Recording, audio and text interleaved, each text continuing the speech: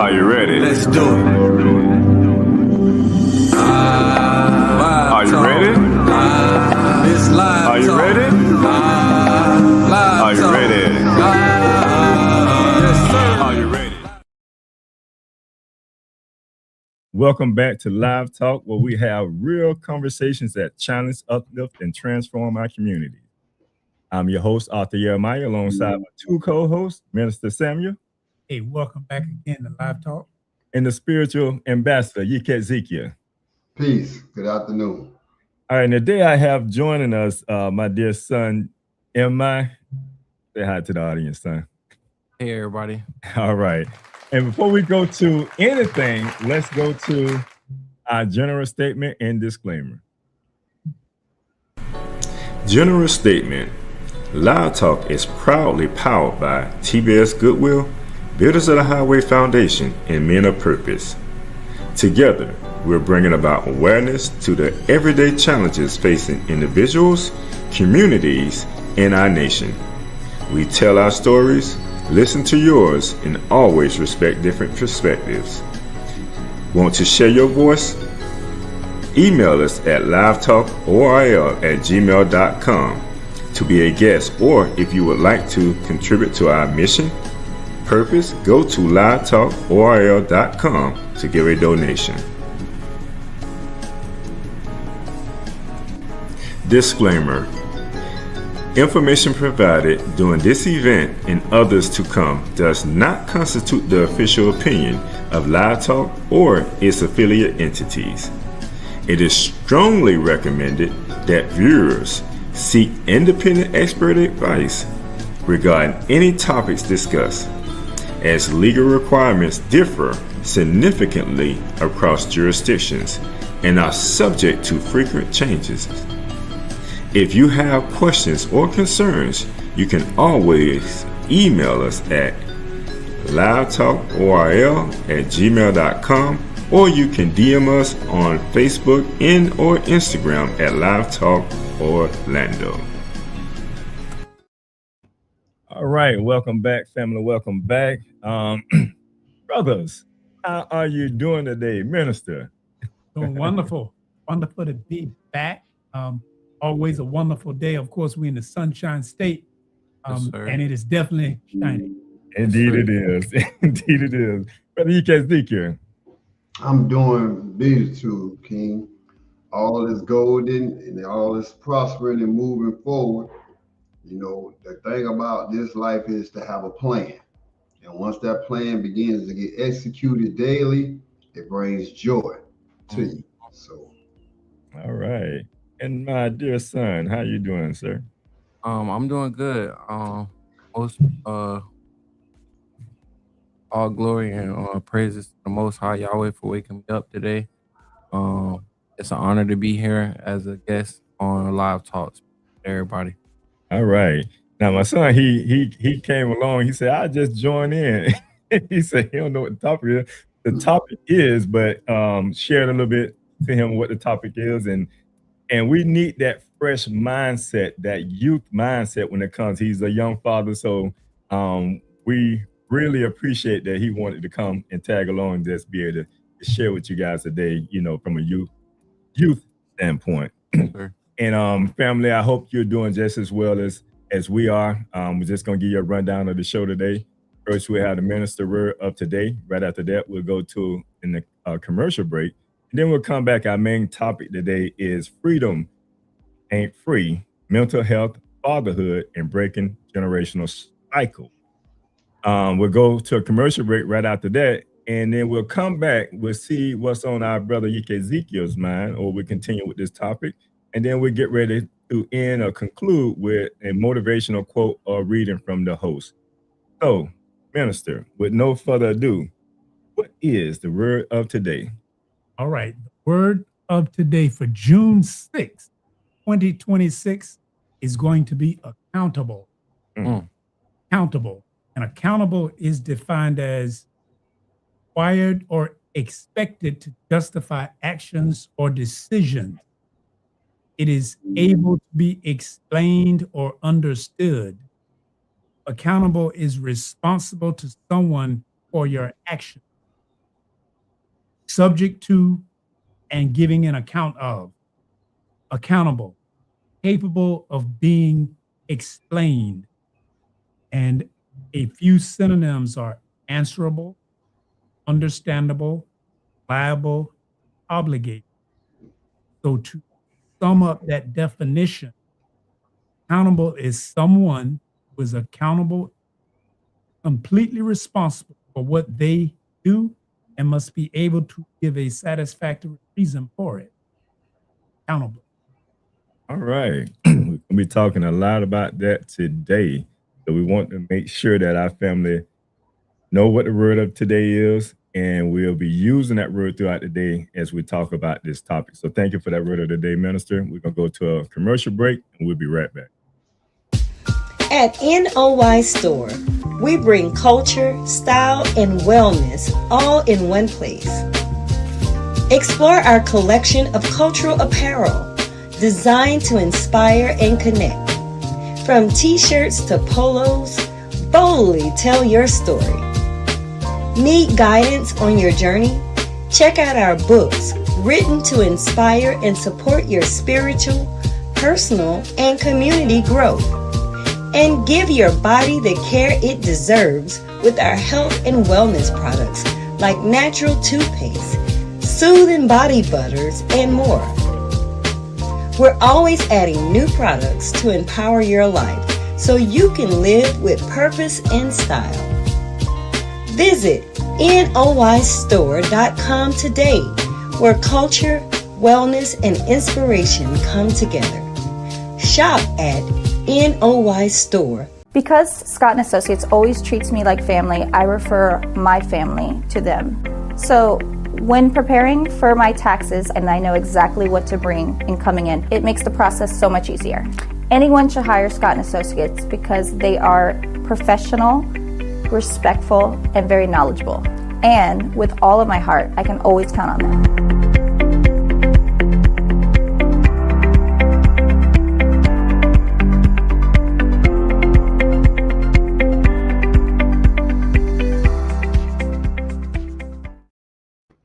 All right, welcome back, family.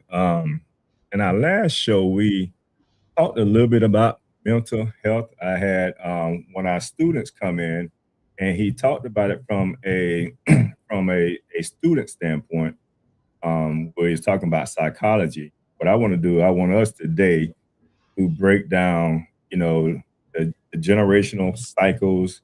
I want us to go a little bit into mental health, but dealing with fatherhood a little bit well. So that's why I want to bring, different, want to bring another viewpoint on, which is my son, which he is a young father.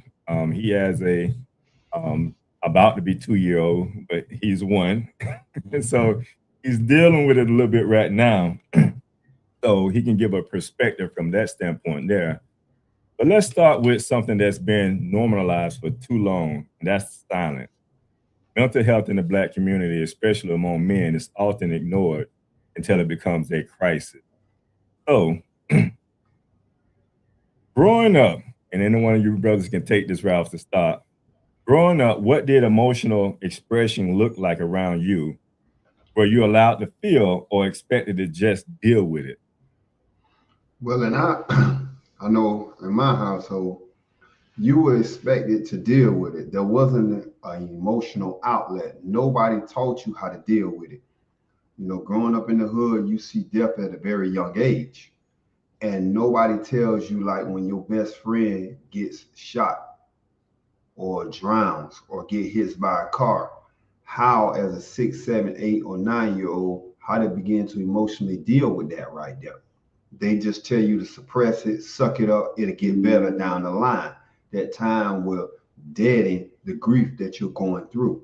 But nobody allowed you to have a process to grieve and learn how to deal with that. So later in life, you don't have the concept that you're just constantly suppressing things instead of dealing with it.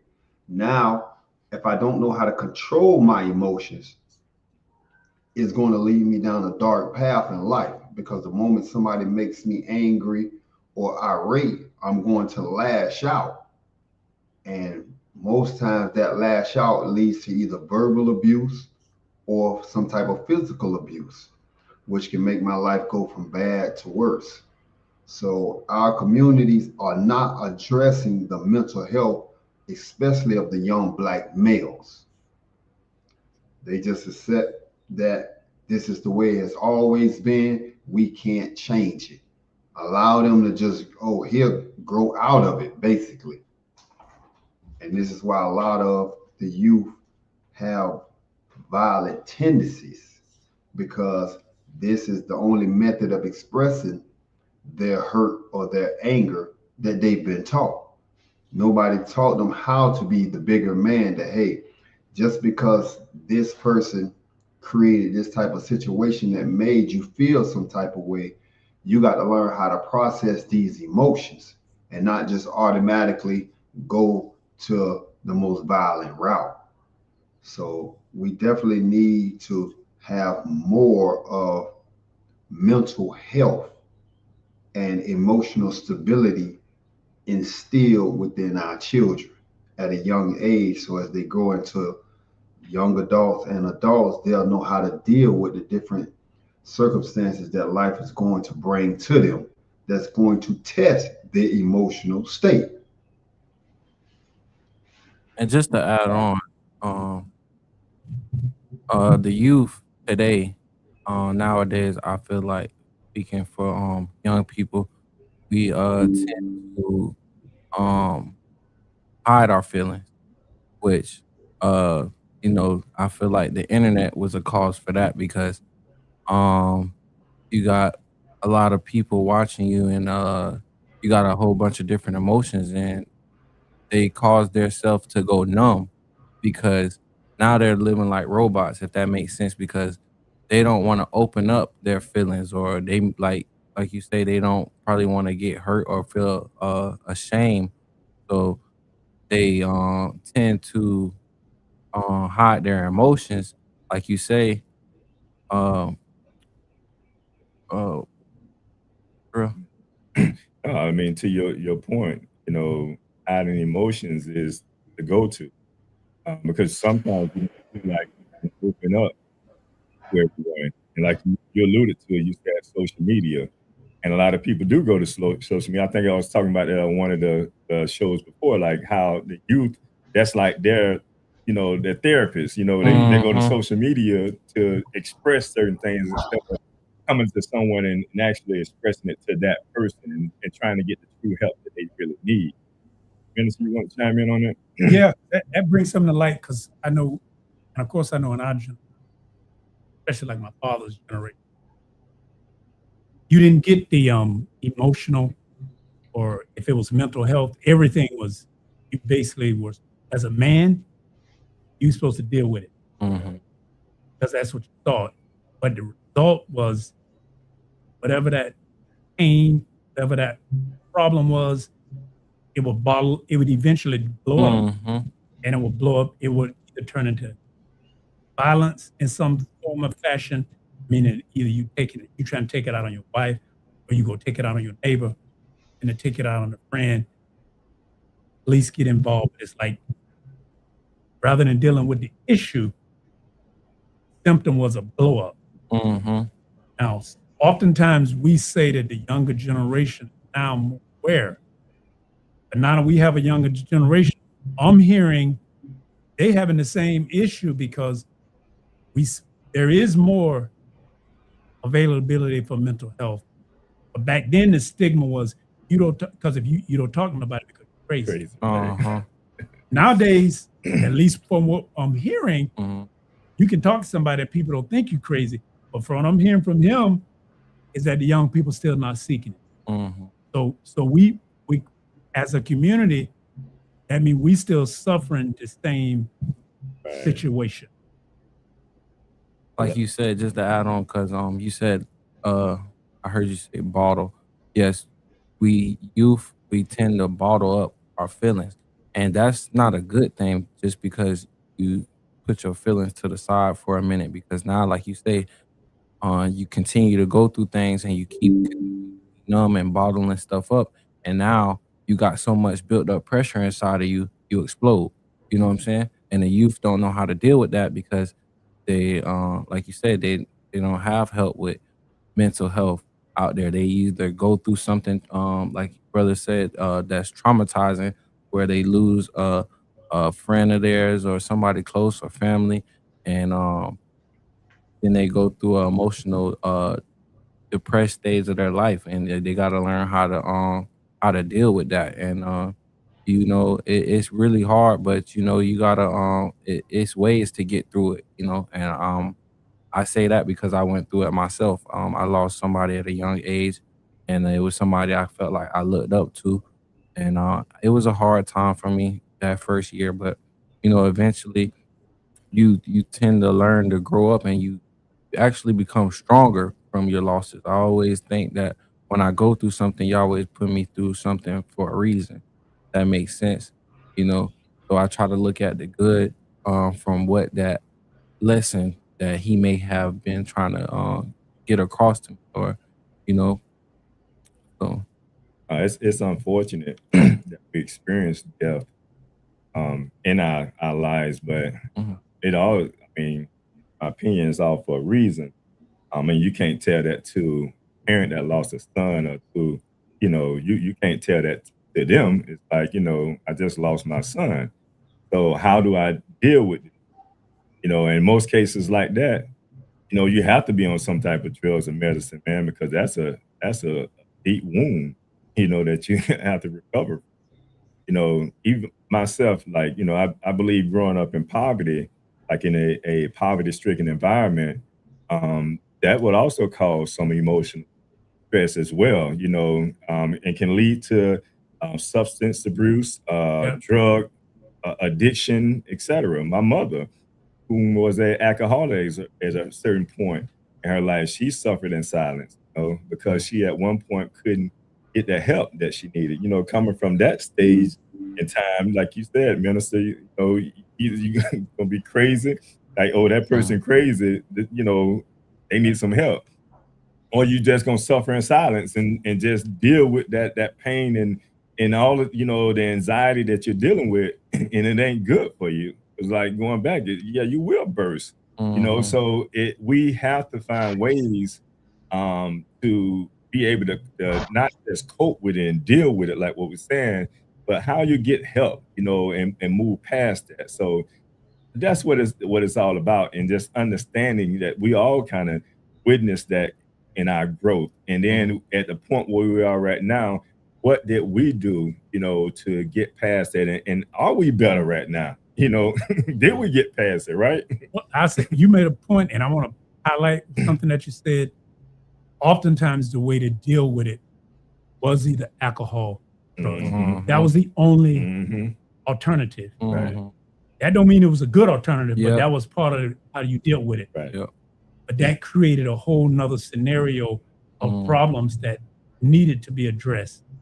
Now, what I will say is what is available now, everyone may not be using it, is that even in high schools or middle school, probably even elementary, they do have counselors and grief counselors for the students that if they having issues, they can go talk to someone.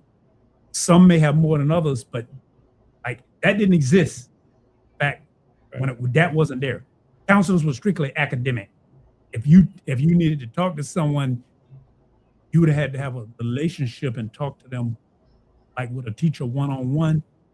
But there was no one set up to say, "Hey, we know that somebody got that you lost a friend, so we need to talk about it and help you deal with it." You kind of had to deal with that on your own. And part of dealing with that was, they that's a reality of, I'm gonna pour out a drink, my homie, and we would drink to that. That was the way to deal with it. Was that the best way to deal with it? That mhm. was the only way to deal with it. What other alternative be? Not supposed to cry about it, Mhm.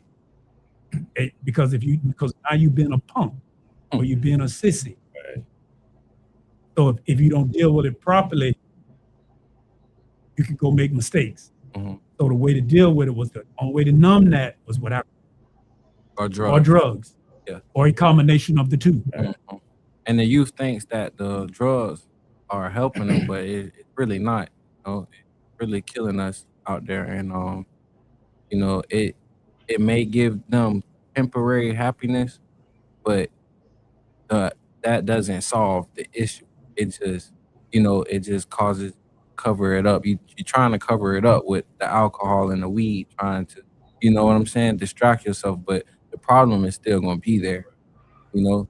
So you really got to heal from it, um, and not try to lean on the alcohol to soothe the pain because that's temporarily.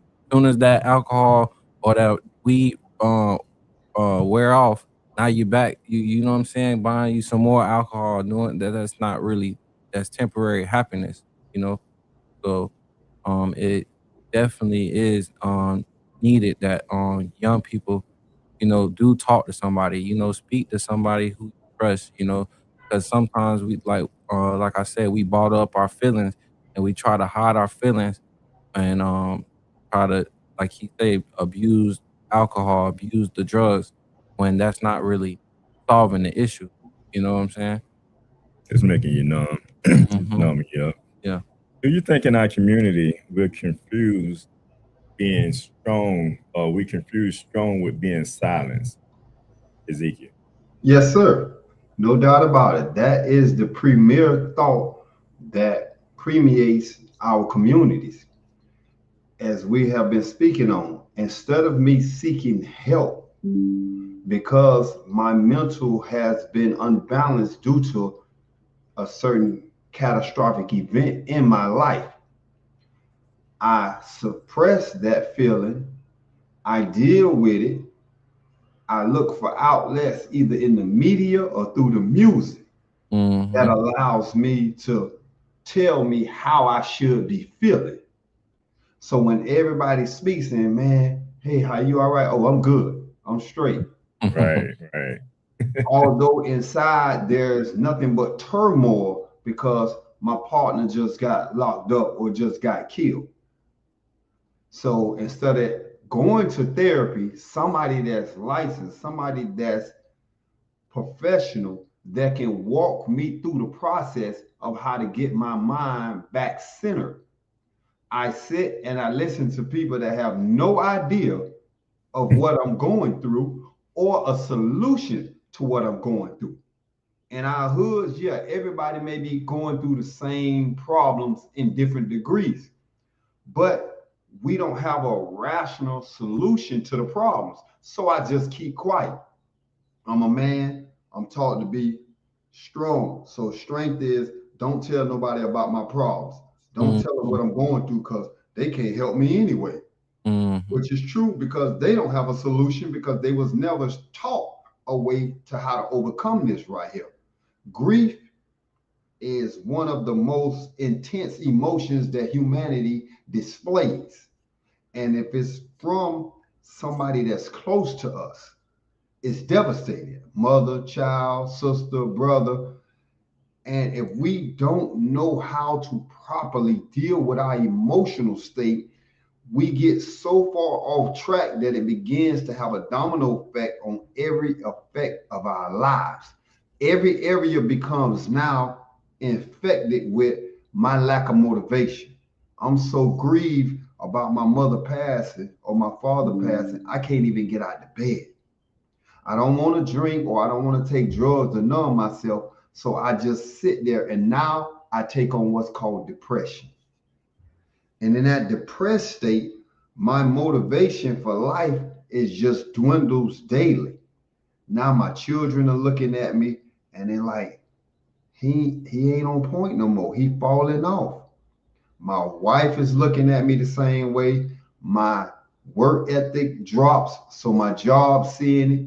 And eventually I may lose the job because I don't even have the desire to get out of bed and show up no more. So I go just from being late to not even going, period. So we have to understand that silence equals death because the death of the emotions of that person was spread out to every area of their lives. So being strong, one of the first definitions of strong is to be mentally sound. In any dictionary, it's going to tell you to be mentally sound. You're not sound in a depressed state. You unsound. And when you unsound, you're going to make illogical, irrational decisions that's going to affect everybody within your immediate and out circle. So as men, we have to now see that therapy is not our enemy, because our people, we look at therapy in a different version. When crisis hits the Black community, what is the first thing we do? We turn to the creator of the universe. We go pick up the Bible. Let us read. Let's study. Let's pray. That's our form of therapy. Prayer is what? Communication between you and the supreme being. So when you look in your mind and say, well, okay, this tragic has happened, the first thing, oh, Yahweh, God, give me the strength to carry on through this right here. How I'm going to make it. So you go to read in the Bible. That's a form of therapy.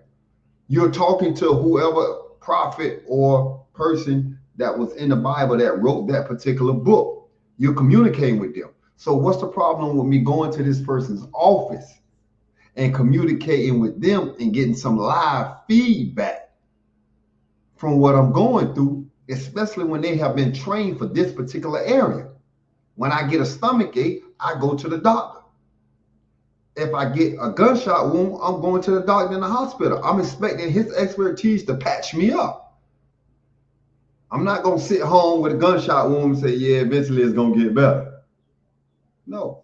So we have to stop being biased about how we choose to use our mental abilities and start seeking help outside of the normal forms of help that we've been dealing with that's not productive, that's not showing benefit. You have thousands of men and women in prison because they lack the emotional ability to find themselves in a particular circumstance and think their way out. They just act emotionally. And again, since we grew up in these hoods, violence is always a force of course of action.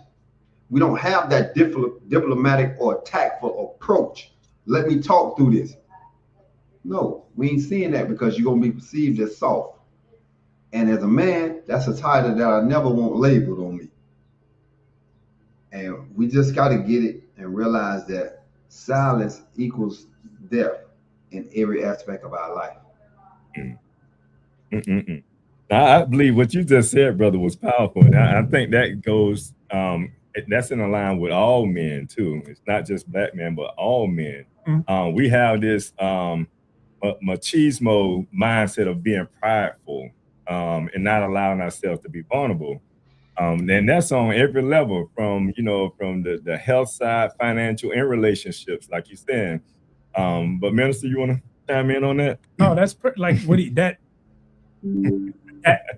that's at least a 6,000 year or more problem with, and I'm gonna be clear, with the mindset of not just Black men, but with men, that misogynistic thought that it's a man's world and there's nothing we can't do. But guess what? In this man's world, we got war, we got poverty, we got hunger, we got disease, because we feel we got to be strong. And the solution used to be a club. When it wasn't a club, then it became a rock. When it wasn't a rock, then it was an arrow. Then it became a sword. Not a solution is a gun. The next solution is a missile and a rocket, because we have our ego that keeps saying that the only way to do this is through strength. Peace through strength. So I beat you down, I got peace. But then your brother gonna want to come back and beat me down to get him some peace. That never ends, because we're not looking on the inside to find a solution. That mental health, and one of y'all said it, is like going to the doctor. You get that gunshot, you going to a doctor. If you break a bone, you need to go get some surgery. You got a mental problem, you need to deal with it. And that means you got to find somebody to talk to. Like now, they even have telehealth where you do it online. But is it expensive? If you can't afford it, I mean, especially for young people, you might need to find elder or senior, someone that you can talk to. Maybe they can share something with you until you can get help. And by all means, if you have health care, most of them, same way if you got to go get a prescription, they will pay for it. And people say it's too expensive, I can't afford it. But yeah, I got a problem with that because I see y'all spending $200 on shoes. $200 on shoes. It's like, okay, you could have bought same shoes for $60. You want them $200 shoes, but you can't talk to somebody about bottling up your emotions, and eventually that cap go burst, and it's go burst either on your child, go burst on your wife, it's go burst on your mother. At some point it's going to pop because you don't want to get that release valve to deal with stress. And like the brother said, that violence leads to two places. It's going to lead to prison, or it's going to lead to the graveyard. And since the youth on here, when it comes like even right now, because we're dealing with two different generations, just understanding where the youth are at this time when dealing with situations, because we can either be like what brother's saying, be strong or have this illusion of strength, or being silent, which is going to destroy us.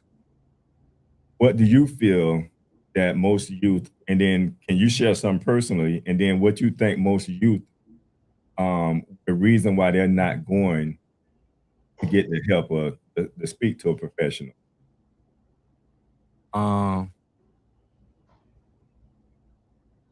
For the youth, I feel like sometimes they might feel like they might not have nobody to go to, or they might not feel like they want to go to their parents or somebody close to them, like brother said, because they try to hide their emotion. And for me, I would say I was very prideful. So I didn't think nobody would understand how I felt if I explained to them, But Do you think it's just a lack of how to express it then? I yeah, guess that's the kind way of of. pretty much. If you might sound, some people might think, dang, I might sound crazy if I tell this person how I'm feeling, or if I tell them, hey man, I no longer want to be here, And I know young people probably have done dealt with that before, where like brother said, they go through a depressed stage and they lay in a bed. I remember a time when I was just a few months ago, I lost my vehicle. I was depressed and I was laying down and I was soaking in my misery. But then my cousin came to me and told me, hey man, you gotta get up, or you gotta to me, it's about keep going. You can't stop. You can't sit there and soak in your misery. You gotta continue because you never know what God may have for you around the corner. You know what I'm saying? Sometimes He might take something away just to bless you, you know what I'm saying, twice as much. So I feel like with the youth, maybe they might be ashamed of coming to somebody for help. Maybe, it's probably not cool for them to you know what I'm saying, to try to look for the help. But we definitely need it. Um, like brother said, we try to run to the music, we listen to everything else but to our mentors or the people who may be trying to feed us good. But the minute you open up your ears and you listen to what Yahweh is trying to direct you, or what He's trying to get across, I could share for example, like a few weeks ago when I did lose my vehicle and I was going through a depressed stage, I had to get myself up. I had to get out there and get back to it because you got to keep going. Somebody was giving me knowledge upon my way. I was getting up. I was going to a little job interview. My way back, I ran into an old friend of mine, and I ended up seeing Hebrew on his arm. So I was like, you know what that name means? He said, yeah, this Yahweh. And I was surprised because I went to school with this young man and I never knew that he knew about the Father. So that's me just catching that on his arm had opened up a whole different conversation where he ended up telling me, you know, man, kings fall down, but you're a king, you can get back up, you know, and this was coming out of his mouth. And it was all the words that I know Yahweh was sending through him to speak to me because I needed that, you know, and it actually I've been taking everything good that people have been coming to tell me and I've been running with it because I ran into another friend of mine. He's like, man, yeah, man, I changed my life around, man. I found God, you know, and I feel like the young people, we we don't go to church as much. We don't, you know, we don't attend things that we used to growing up, you know. So they're more worried about partying, hanging out, clubbing, drinking, chasing girls. But when you sit back and you like the topic today is fatherhood. When you sit back and you have a child or you have um another being that you have to take care of, you'll sit back and you'll start to slowly pull back from them things you used to do. And I even noticed that about myself. And I do it unconscious because I got a son now. Hey, I might not need to be doing this. This ain't the right thing to do. You know what I'm saying? And it don't just come from just having kids. You may just get to a point in your life where, hey man, I'm tired of going through hell. I'm tired of the same things occurring and my life don't get no better. You know what I'm saying? So we definitely need to turn away from all the negativity that we do feed into today because that'll just pull us down into a deeper hole. It doesn't really help us. We think that it's helping us, but it's just like I say, covering up what we think we're not feeling because we try to hide our feelings and we try to become numb, but that doesn't really help us. So for my youth, I would say get some help. Don't be ashamed to speak to anybody about what you feel like you're going through because you never know, somebody might be going through the same thing or they might just give you some knowledge that can help better you. You know what I'm saying? You know, that's important. I'll let you go, man. That's the importance of the youth ministry because youth listen to youth. This is something I have shared with him, but it's good to know that someone of his peer can come and share that and he received that. Go ahead, minister. No, and I want to, based on what I heard him say, something part of the solution. I think we need to say it often that it is okay to seek help. That depression is real, like what he just spoke on. That don't mean there's anything wrong with you. That just mean that's something you need to deal with. Get better, because you can keep that in, like you say, being able to not go on. That's something you really need to talk about because suicide is very high among young people. And just like a young brother being able to encourage you, you know, to pull you just enough to get you what you needed to be able to get you like around that corner. That depression is real. And, you know, staying in the bed and I'll go deal.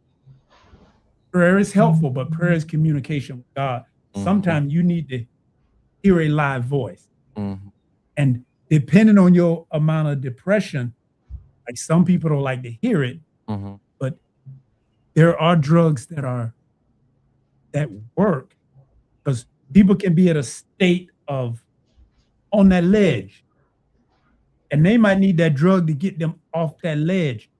It just depends on where you are. That's why you really need to be able to talk to someone because it will be better to have a conversation or somebody that points you to where you can get some help. Or sometimes it's like we might need as men or men of purpose, sometimes as men, we just come to the table and we need to talk about issues because that can bring that depression, stress level down because we don't want to read in the paper about around somebody with their life. But that's real. And that don't mean you're a bad person. That don't mean that you're crazy. That just means that you're dealing with. It's almost like you drive in the car and you get a flat. The flat just need to be fixed. That's just a reality. But if you ride around, get up on I-4 with three wheels, that's a death sentence.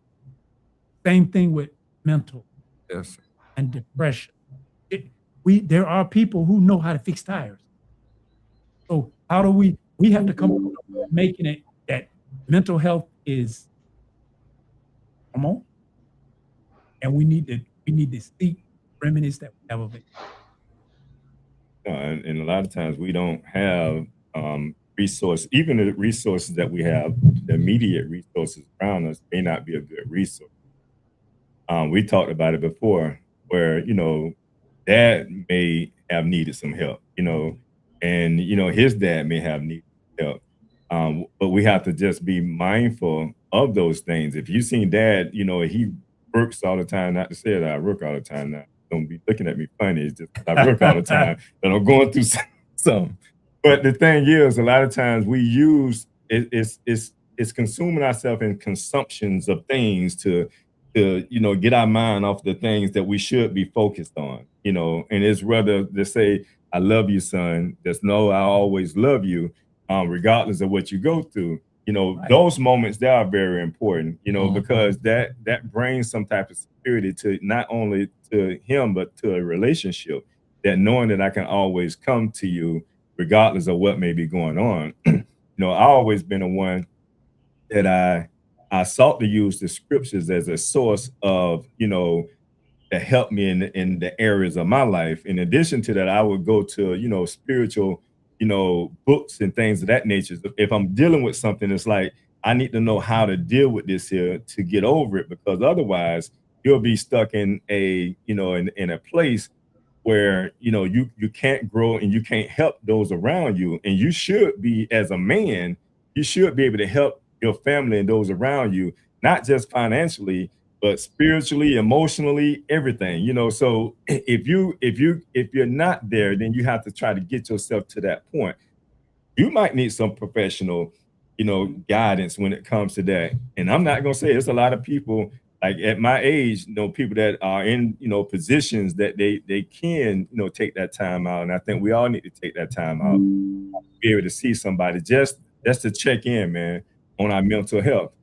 Or you come up with a goal, a plan. I think Yukazika mentioned this before in another coming up with a pattern and a process to how you deal with that. But I just remember, as a paralegal, I have my degree in legal studies. But one of the things that I was taught centered around conflict resolution.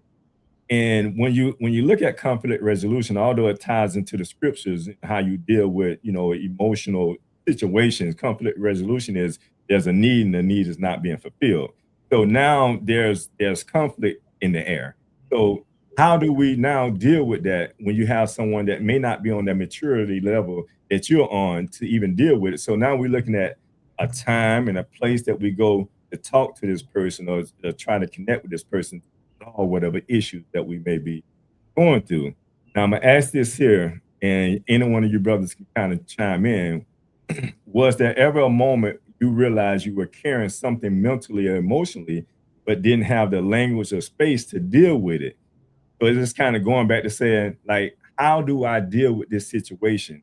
Because we wasn't taught to deal with certain situations.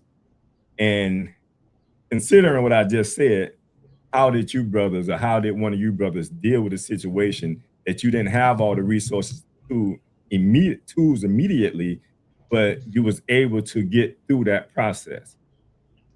Well, for myself, is growing up in the communities that I did, when the crack epidemic hit, everybody in my immediate family became a victim to that. So at a young age, you have to fend for yourself. You have little brothers and sisters that's depending on you now because the parents may not come home for days when they on the bench. and you're at a young age to where you're not intelligent enough to make rational decisions. You don't know how to cook, you don't know how to do this, you don't know how to run a household. Yet you know you by default have fell into that leadership position. So you again look outside of your immediate house, you look into the communities, you look at the TV shows, and you try to extract certain traits or qualities from the people that you're looking up to in order to learn how to be a leader. So it's a trial and error situation. And in the beginning, it felt helpless. Like, man, what am I doing? Almost burnt the house down one time trying to cook. But again, you didn't have that skill set. So you're trying to survive. And that's a problem. You're in survival mode without the necessary tools to come forward. So as you begin to walk down that path, it may seem hopeless. But again, back at that time, even though the drugs began to decimate the communities, you still had that community mentality. So when your friends' parents or your auntie or uncle see what you're going through, they'll come over and try to help and show you how to do things. So you was getting helping hands, which I know for me allowed me to make it through that situation. But it was a serious psychological adjustment that needed to be made to go from being a child to being a man overnight.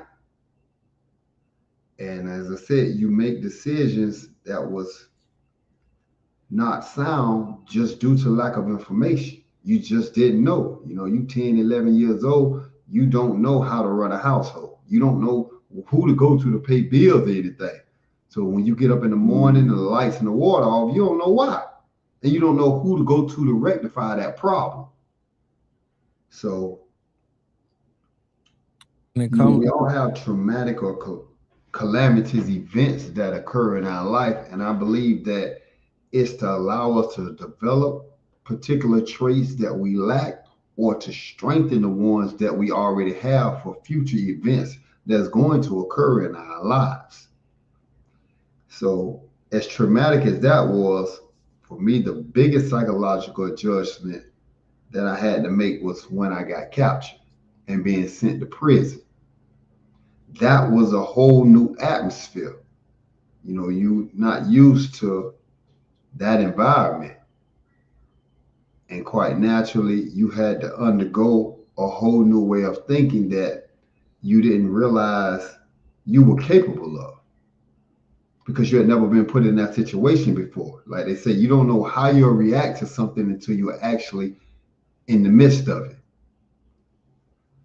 And with that mindset, what helped me get through it was creating a goal. What do you want with your life? How do you want your life to look? And that's what led to the path of, okay, let me start learning how to do certain things. Let me start deciding, okay, this is going to be my value system. This is who and what I am. So I need to start making moves in my actions that align with that right there. So I can't set a goal, for example, to say I want to gain 100 pounds, but I'm only eating once every 3 days and I'm not working out. That's antithetical to me trying to accomplish my goal. So once I decided what did I want out of my life and what did I want my life to look like, even in that environment, that led me down the path to where I was able to begin to mentally feed myself the knowledge that needed to become what I wanted to be. So that was my saving grace and experiences that I had to go through that, life just gives you. But I was able to come out on top because you develop that particular discipline and you stay focused to the goal, and you never gave up on it. And it allowed me to eventually think my way out of prison. Yeah. Yeah, I did one time, man, listening to Brother Israel. When it comes to mental stability, I want to say you can't get past it without peace. you gotta have some type of peace in your life, and you might not get that peace today, you might not get it tomorrow. It's you gotta be patient. And I don't know too many people um with mental stability that aren't financially able. You know what I'm saying? So your peace might be from financial, you know what I'm saying, making money or just building yourself up. You might get peace from the little things you do that you enjoy. Um, so I feel like with mental, you gotta find peace. If you don't have no type of peace in your life, you can't be mentally stable. You know what I'm saying? Because it's something off. So you gotta find that peace within yourself, I feel like. And that can happen anywhere. You might sit down and God might sit you down in jail and sit you down for a minute to make you realize some things. And then you start to realize and you start to care about the things or the things that you overlook. You start to think about those things. You start to think about the people that you love or the people, who really do got your best interest. And sometimes we get caught up as young people, hanging around probably somebody that's no good in your life. If they ain't no good in your life, then you shouldn't even be around them. You know what I'm saying? Because we definitely with this youth, we tend to follow other people, but the way they going might lead you into destruction. You know what I'm saying? So with mental health, I feel like you gotta find that peace within yourself, and it might take time, but you build, you work on yourself, and you strive every day to get better. You know what I'm saying? Uh, No, I that's like right. I like what you're saying, and in today's climate, so like when we dealing with stress, finances, expectation, Mhm. what does healthy actually look like for a black man's mental? We can ask that one. We did have a question. Meso have answered it Oh, in the you know chat. what? We do have a question in the chat. Let's go to the question in the chat. Yes. Angela Scott says, wonderful conversation. What role do you feel the media and social media play in regards to mental health? I might have a when I have our youth talk about that. You heard the question, sir? Yeah, what role do I feel in social play in regards to mental health? Let's start with social media. Social media. Um, Regarding to mental health with social media, I feel like honestly, you can get some good and some bad from that. Because if you're looking for things like as myself, I was looking at certain videos for bettering myself. And you got certain things, meditation, health, you know, working out. All of these are physical, spiritual, but it all comes down to mental because you can't do these things if your mental ain't right. If you're not locked in or you're not motivated, then you won't be mentally ready to move forward. So with social media, I feel like that can be a good or bad thing because you feed yourself some bad things off social media that can tear you down. Now you're mental, you're going crazy because you sitting here listening to foolishness, you know what I'm saying? And it ain't no good for you. Now you get out there and you doing the same thing because you just seen it on social media. So I feel like it all depends on how you pretty much use it. But we want to use that good and bring it into our life. That's the only way I feel like you can really help yourself deal with that mental. Sometimes mental could be as simple as, hey man, you closing your eyes and slowing down your breathing, and you feel me? And that's your mental. If you're going through something, you might have to calm yourself down. If you build up that pressure and now hey man, I'm going through this, I'm going through that, and now you ready to go do something, that might not be the best effect on your life. Now You messed up because you were thinking in emotions and feelings when you could have sat there and slowed down and meditate and actually found peace. And I feel like that's why I say once you find peace, I feel like your mental will be a little better. It might not be all the way right, but you'll have somewhat of some type of discipline if you find some type of peace in your life. Because if you find peace, you're gonna say, "Hey, I don't need to go do this and that to look cool or to try to impress my peers."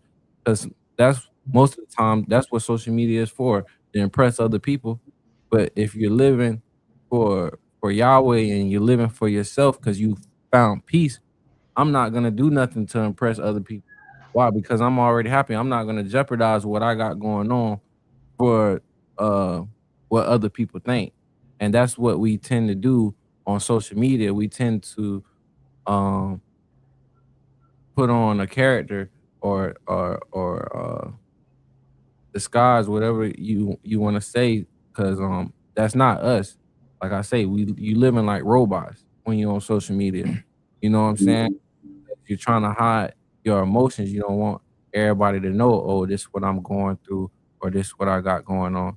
So I feel like you honestly gotta find peace within your life. And that might be financial peace. That might be something, you know, something that you may have to fix in your life. But if you want to be happy and get your mental right, then I would say you start by wanting to change, or and accepting the fact that, hey, I may need the help or I may need to speak to somebody, that can help benefit my life and or my mental. And and say, well, crazy enough, like being on social media, um, that's to your point. There's a lot of good things on social media. They have different groups. They may have a mental health group. You type in mental health, there's a whole group of people talking about how we can better ourselves. And if you're on social media, those are the type of groups and things you should be connecting to because that's going to help with your mental. When it comes to the media, I would say really don't turn the news on because you'll be messed up with this. Like today, for instance, it's a young brother, having a trial. We still dealing. It's almost like going back 100 years where, like, you can't even get a trial that you are now judged by your peers. We still have white and black that we deal with. We're afraid to bring a black person into a black person trial because we feel like they're gonna feel a certain way and then they're gonna quit them. But then we put a whole white jury in there and think there's gonna be a change in that. You see a young black brother go into a store, get shot in the back by another, nationality, and it's like that's messing with your mental. Yeah, So definitely. so the media and news can mess with your mental. So a lot of times you have to that in order to keep your peace, like what you're talking Yeah, about. because that's what they tend to show us. They tend to show the youth doing bad things, shooting other young people. That's the first thing that's gonna come on the news. And now everybody want to be famous or have this little bit of attention for social media that they're willing to throw their life away. And then once they get in these courtrooms, they're bawling their eyes out because they realize they threw their life away and they made this mistake that they can't come back from. So, instead of trying to impress our peers, impress yourself. Don't be afraid to stand out and be different from everybody because they accept the bad things. Everybody, they want to accept the bad things and they turn away when you're speaking good, but that message may not be for them. That message is for who Yahweh's chosen people are, and those people are good. You know what I'm saying? Not everybody want good or want good mental healthness, so definitely just gotta remember that, and definitely what you were saying. So I just wanted to add to that. And to add to that, like I'm saying too about the media and social media, I would say that look at it as a gauge because, like I said, you can get there are a lot of groups on social media, help groups that you can get benefits from. Even with the national media, local media, there's things you do need to pay attention. But the key is have a switch. You got to know when to turn it off, because if you take too much of it, it'll take your mental health to a place where it's hard to, because they'll say you should get mental health, but then you get bombarded with, we live in a 24-hour news cycle. Your mental health is going to go straight to the tank because all you being fed is negativity. And like something that you brought up, and I want to point that out, like in our community, we normally are spiritual people. We will go to the church. We will go to God. We go to the Bible. And that is an excellent outlet for your spirituality, because the Bible should be looked at as a book of life. There's a lot that you can glean from it and apply into your situation.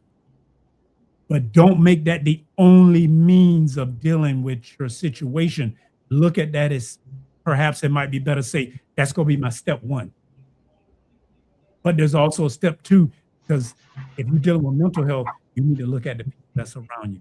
You need to look at your support system. And you brought up an excellent point. If you have somebody that's negative, or a group of friends that's doing things that are bringing you down, you need a different set of friends, because what good is it to get spiritual health, spiritual wealth, and then you cast that to the swine? It does you no good. So when you get that spiritual and you get that social right, and then now you may need to seek the advice of a professional to get it holistically, because it all plays a part. Because sometimes you need someone from the outside to be able to point things out to you. Because sometimes you may know the right answer, but it comes better when you get it from someone else. Like what I can tell you, what I personally found out about therapy, when you talk to someone, it is good to be able to get it all out and to be open and honest and let it go with someone who's not going to judge you, because that's a step to your healing. And something else that you said, and if you haven't tried it, meditation and being able to be centered, like being able to breathe. You have no idea what it's like if you haven't did it. Meditation and being able to breathe and bring yourself and get centered, like getting in touch. If you want to get in touch with God, if you want to get in touch with the universe, if you want to get in touch with your inner self, prayer, it all becomes a reality and it becomes one. Because sometimes, like you can, like it's a physical thing. You can be stressed. Go get your blood pressure checked. It's going to be high. But if you meditate for 5 minutes and be centered and get in touch with yourself, retake your blood pressure. It will drop. That's just the reality. So it's a lot of tools that we can use. Like don't throw them away. Don't be like that. Your spirituality, don't throw it away. You want to use it. Your friends, your family, you don't want to throw them away. You want to use that. Meditation, you want to use it. And professional help, you want to be able to use it. So you want to use all the resources that you can have to make yourself whole and to be complete. Do we have a comment that came in? Oh, we're talking about time. All right, so we're at the time. We're gonna keep on this topic because we're gonna transition a little bit to fatherhood, but we're gonna go to a commercial break and we'll come right back.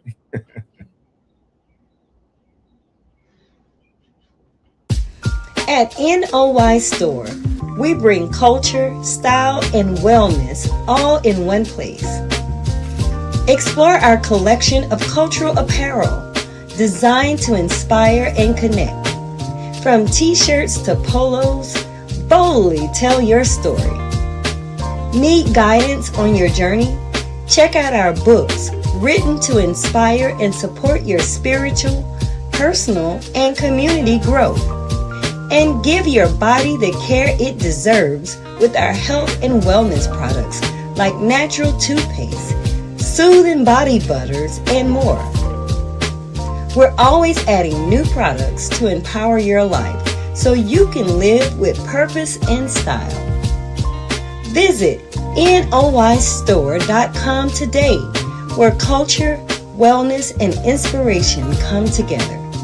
Shop at NOY Store. What do all these people have in common besides a beautiful smile, healthy teeth, and gums? They all use Zodi toothpaste. Zodi toothpaste is made with all natural ingredients. Zodi toothpaste is fortified with moringa and baking soda. Zodi toothpaste is suds-free, making it an excellent choice for kids. All natural, fortified, and suds-free. Get yours today at noystore.com.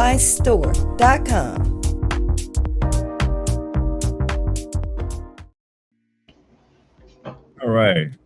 Welcome back. We're going to continue on this topic today. If we don't define like health for ourselves, we'll keep normalizing dysfunction. So if mental health is being ignored or misunderstood, it's going to show up somewhere. And one of the biggest places is how we show up as fathers, stepfathers, uncles, etc. Fatherhood in the Black community is often discussed in extreme, either absent or present, but rarely in the real in-between spaces where most people live. So brothers, what did fatherhood look like you in your life growing up, and how did that shape how you see yourself as a man today, Ezekiel?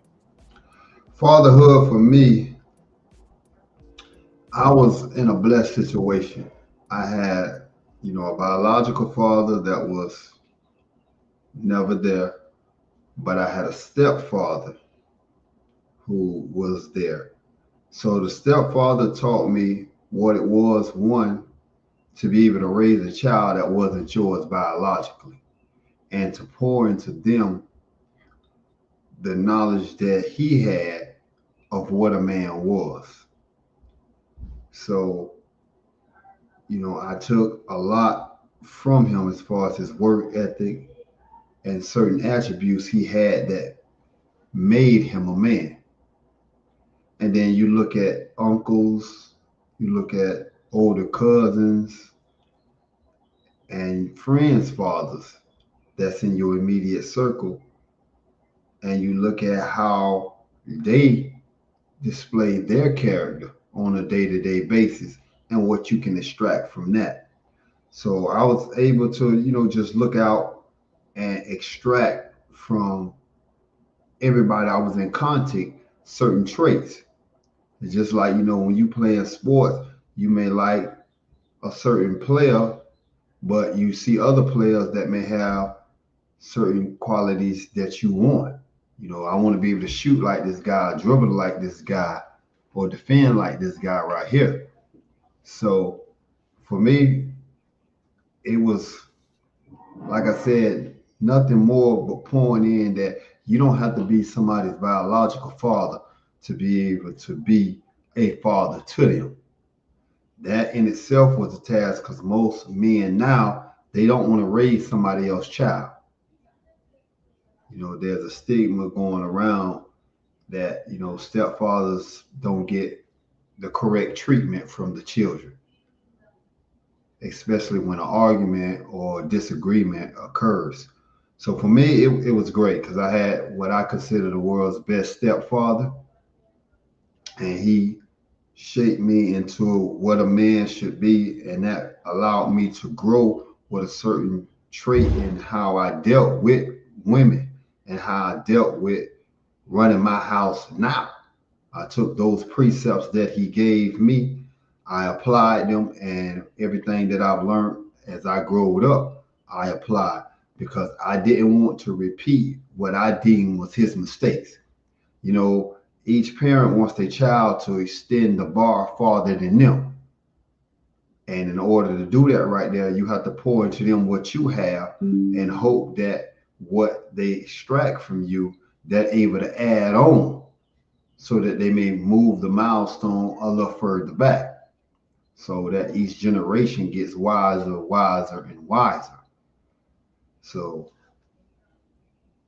I liked that right there, that this man was able to do what he did, not being my biological father, and then having domestic issues with the biological father.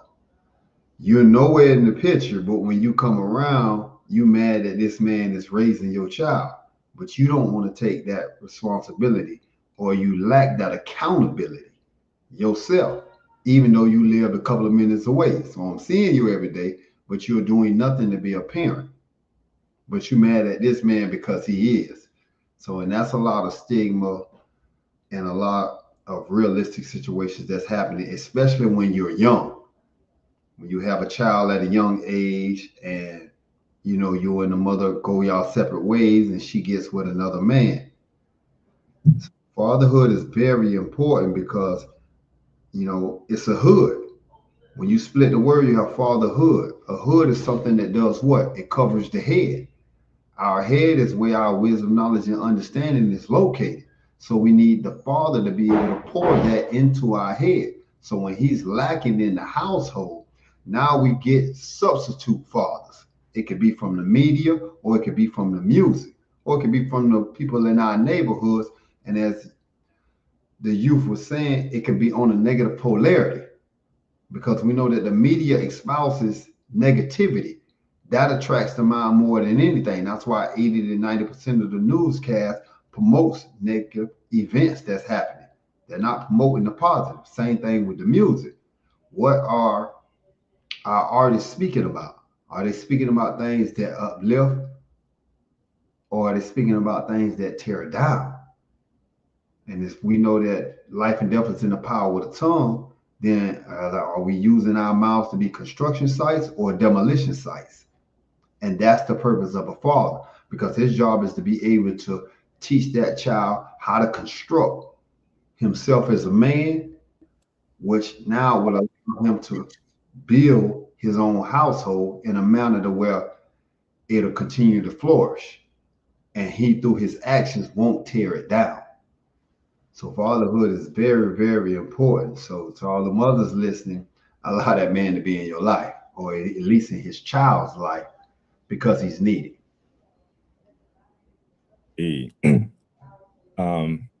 Emma, when it comes to, because I'm gonna bring the young man into to this space. Do you think more young men today are intentionally trying to be different from their fathers, or unintentionally becoming? Honestly, Or have you seen, another question would be like, amongst your peers, are there a presence of fatherhood there that you have seen, or there's a lack thereof? okay. I feel like there's definitely a lot um in this generation, only because I say that because a lot of people of this generation, they're probably not really, they're not there for their kids, and it's important to be in kids' life. Um they may have had traumatizing childhood where their fathers weren't there for them, and they're doing the same thing to their kids, abandoning them, not raising them, not being there, putting on getting put on so-called child support, paying child support that's not really a connection or a bond with your son or your daughter. I feel like fatherhood um definitely have to instill in them at a young age discipline and hard work ethics, because it'll take them a long way in life. You gotta, as a young man, um I was blessed with the father that I have, um Jeremiah itself, um because not only did he instill in me the foundation of Yahweh, but he also taught me things that I didn't realize would benefit me today. As far as just as simple as pushing a lawnmower. I used to cut the grass and doing these things. He would tell me, yeah, it's gonna get me my legs right for sports. It did. I was doing my thing when I was playing sports, but not only did it allow me to be athletic and stronger, but it also allowed me to know what it is as worth ethic, because as a young man, you can't take care of your family without any worth ethics. You have to be motivated, and you have to be out here every day, trying to get it, man. You can't lay down and just think it's all gonna come to you. You gotta be dedicated, and that takes discipline. You gotta really be dedicated to what you're trying to do, but you gotta have a plan. Like Brother Israel said, you gotta have a plan, because if you're just out there and you're just working with no purpose, then you're gonna be kind of blind. And there's no telling when you could fall off, lose this job, get sick, or whatever the case may be. But for fatherhood, I feel like it's a lot of fathers who are absent in their child's life, and they may need to be there for them, because without them, then they're gonna feel like, hey man, my own parents didn't even care about me. You know what I'm saying? And they're gonna just look for anybody for advice, anybody in the streets, and they might not be telling them the right thing. They might just be telling them how to survive. You know what I'm saying? And that can take them only but so far, until now you trying to survive in a jail system that was never made for you, or a prison system. You know what I'm saying? To break you down. So it is very important, I feel like, for fathers to be in their children's lives, because they're gonna look up to you. They're gonna listen to the things you say, and I still can remember, just growing up, like the things my father instilled into me, and I can still think about it to this day. And there was never no negative. It was always good things, whether he was taking me to play sports, taking me to the library. All of these things are good for you, and it's definitely something we have to do with our youth today, because a lot of our youth, they don't go to the library like we used to. They're sitting in front of these computers and in front of these game systems all day, corrupting their mind. So it's definitely, times have changed, but um I feel like uh there would be a lot of benefits of being in your child's life. Minister, why a lot of fathers are not there? Is that a historical thing, or like, because I mean we have a history, and I'm talking about black fathers. That's a well, you see, we in my opinion, when we look at in your opinion, sir, in yes, our sir. history, if you here in America, coming through here is slavery. See, the fathers were cut off. He had a master. The father was actually cut off because children could be sold property, and or the children were used as assets. The father he wasn't important. It as not as a father, he was more as a buck. That's the want to get too deep. Right. But it's like he was there, but really Deuce, a slave workers. And we fast forward this where we are now, and we have to be retaught. Father is truly the head of the household, because if you grow up in a household where there was no father, where the father was absent, father was not there, you may think that that's psychologically that's normal. Now you could then have a child and say, well, I don't want to be that way for my child. But if, for example, if all you saw was negativity, pain, lack of finances, abuse, that's gonna kind of be, you go think that's normal. So you might think it's normal to not be there, or like child support. Well, is that a good thing? Is that a bad thing? So it's like, as a culture and as a people, we have to reclaim the importance of fatherhood and being there, not just physically. Well, first, you physically need to be there, Right. but you need to be there emotionally. You need to be there financially. You need to be there spiritually. And like in my case, for example, my father was there, and he was there financially. He was the provider. He was the protector. But emotionally, he was not there. And I had to learn that. Fortunately, it was 7 of us. So I had a lot of sisters. Right. And my mother was there. So it's like there were some things missing that I had to learn because I got taught in the streets. And you got to come home, and then now you got to make a decision on what's proper. But I think for the Black community, we have to understand the importance of Black youth to have a Black father. They need to be able to see a positive role model that you can't be just a provider. You know, children actually need a father to look. Yes, you should protect them. You should provide for them, but you got to be able to guide them. Because I can tell you, if you listen to the streets, or you might make some money in the streets, but most don't get off that path. There are very few who take money off the streets and literally make enough of it to turn it into a family business, turn it into an enterprise that's going to support their family and then support them after. Because if y'all out there in the street doing that, then why you still out there slinging, and why we don't have a bank with your name on it that say First National Bank.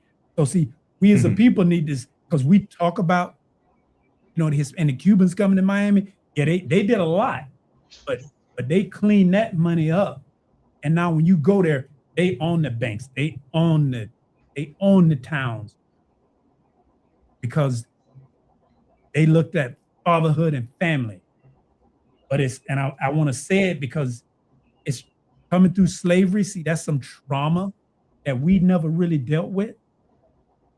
Because I grew up, I had some racist stuff. I've talked to my sons, and thankfully, they didn't have the same racist issues that I had to grow up with. But that don't mean they didn't grow up in a racist society that still have things 3/5 of the human. That's still on the books. Never been changed. Can we go to college now? Can we get jobs? Yes, but that emotional trauma, I don't think we ever fully dealt with it. And we need to understand that, yes, so we came from that. And accountability. We at a point now that we can't blame. Yes, we know it's there, but now how do we become accountable and realize that we're not just for producing babies, like the term now here, baby daddy, baby mama. That's real. So when do we go change that to mother and father? There's nothing wrong with being fathers, and there's nothing wrong with being mothers. But why do we have a society where women now, some choose to raise a child on their own? That means we know we got to break down. They don't need a man. They don't need a man. And it's like, and I can't beat up on a sister because if they've been dealing with what they've been dealing with, they've been dealing with males. Yeah. If they'd have been dealing with men, they wouldn't have had a situation. Right. But they don't have to deal with so many males. Sister, I get it. You can financially take care of yourself and your child. I don't need something that's going to pull her mental and emotional health down. That means fathers, we have to step up, take our role and our place, because our sisters should not have to be strong all the time. They should not have to raise our sons by themselves. We shouldn't have to go to the man to come in and be the support for our children. That's our responsibility. And that's not the white man's responsibility anymore. That's our responsibility. Did they play a part on it? Hell yes, they did. But today is the day we have to turn the corner and make it better for ourselves. Brother Ike Ezekiel, how do you make sure you faded out? I couldn't hear you. How do we make sure that the next generation doesn't inherit the same patterns we did? So step one, we look at and we outline what the problems was for us growing up, either with a father or without a father. And then we create a blueprint that would allow us to be able to say, this is the traits of a man. What does a man look like in my household? Okay, a man is one that's responsible. He's one that's a provider. He's one that brings peace. So you have all these qualities of a man. Now, once you identify the ingredients that go into a man, then you begin to put the necessary steps that will make that child develop those qualities to the fullest ability. So you have to have, it's like an instruction book. When you open up something, the manual that comes with it. And this is the only way that we ensure that they become a man. So you have that system.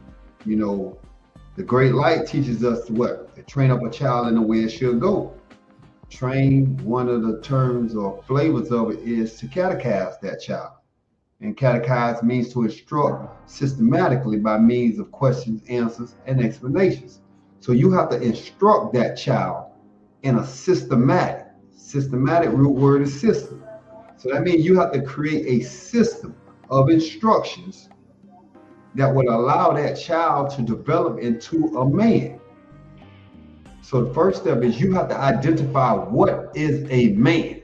Because in the beginning, you always say, let us create man. What ingredients went into making a man?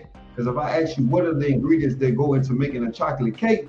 All you got to do look on the back of Duncan Hines' box and it's going to tell you. And then you can look on TikTok or somewhere, they're going to show you step-by-step process of how to take it from that box and make it into a fluffy cake. So what are the ingredients that go into making a man? If we want the next generation to be superior to its predecessors, then we have to give it qualities that the predecessors lacked. 20 years ago, they had the iPhone 1. Now up to the iPhone 17. Same phone, but the system is different. So the newer model has more features than the older ones. So as parents, again, especially fathers, we have to ask ourselves, what traits do I want to pour into a man? And to the sisters that's raising men on their own, what qualities do you want your male child to have that you love in men that you're dealing with, or that you despise in men that you're dealing with, so that your child doesn't grow up with those same qualities? Because you have to raise that child if it's yours.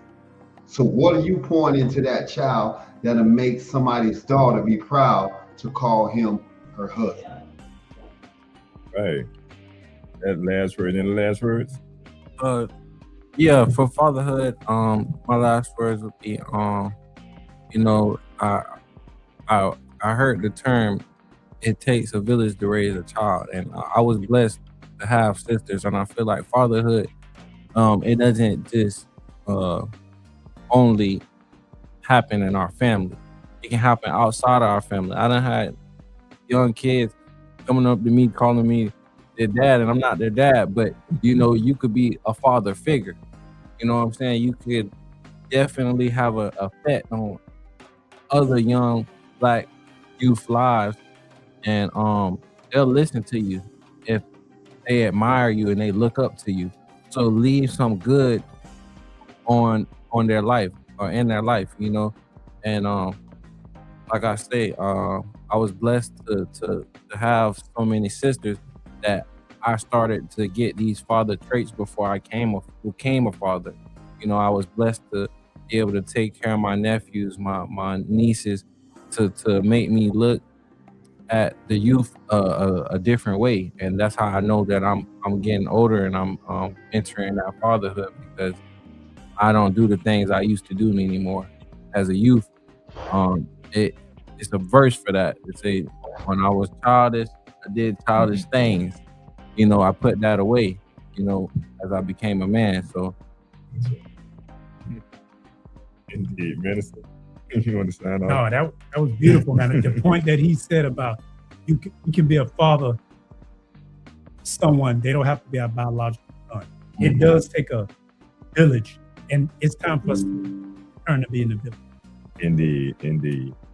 And I love everything that my brother said. I'm going to leave it right there. And I say, from the host, peace and prosperity, from Live Talk, we are out. Thank you for watching Live Talk. You can follow us on Facebook, Instagram, and YouTube at Live Talk Orlando. Please subscribe to our YouTube channel. Hit on the notification button so that you can see more videos like this. You want to join the show? Email us at livetalkorl@gmail.com. You can also follow the host on Facebook and Instagram at Arthur Jeremiah.